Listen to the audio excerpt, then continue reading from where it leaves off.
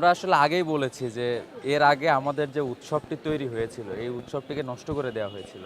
কিন্তু দ্বিতীয় দফায় আমরা দেখতে পাচ্ছি যে শিক্ষার্থীরা দ্বিগুণ উৎসাহ এবং উদ্দীপনার সাথে রাকসুকে এনজয় করতেছে।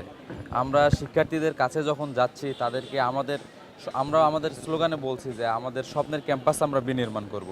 তো আমরা যখন আমাদের শিক্ষার্থীদের বলছি যে আমরা আমাদের স্বপ্নের ক্যাম্পাসটা এরকম হবে, আমরা আমাদের কথাগুলো বলছি, তারা তাদের চাওয়া তাদের কথাগুলো বলছেন, আমরা শুনছি। আপনারা জানেন যে আমরা চেষ্টা করেছি শিক্ষার্থীদের কাছে পৌঁছানোর। আমরা একাডেমিক ভবনের আশেপাশে শিক্ষার্থীরা যেখানে বসেন, একসাথে আড্ডায় বসেন, আমরা সেখানে তাদের সাথে গিয়ে কথা বলেছি। এরপর আবাসিক হলগুলোতে শিক্ষার্থীদের কাছে গিয়ে কথা বলেছি।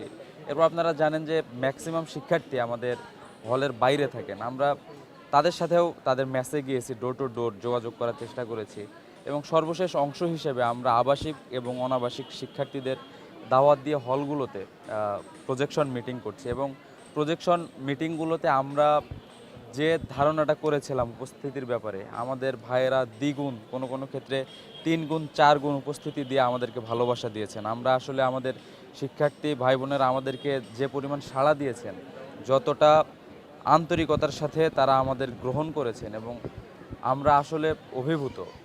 আমরা বলেছি আমাদের যে স্বপ্ন এই রাজশাহী বিশ্ববিদ্যালয়, এই বিশ্ববিদ্যালয়টাকে আমরা একটা একাডেমিক ইনস্টিটিউটে পরিণত করতে চাই।